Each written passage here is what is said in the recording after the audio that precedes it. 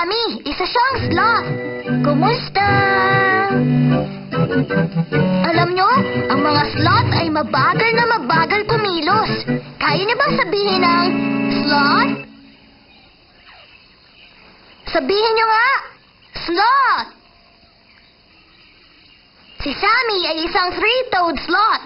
Bilangin natin ang daliri ng paa niya. Isa,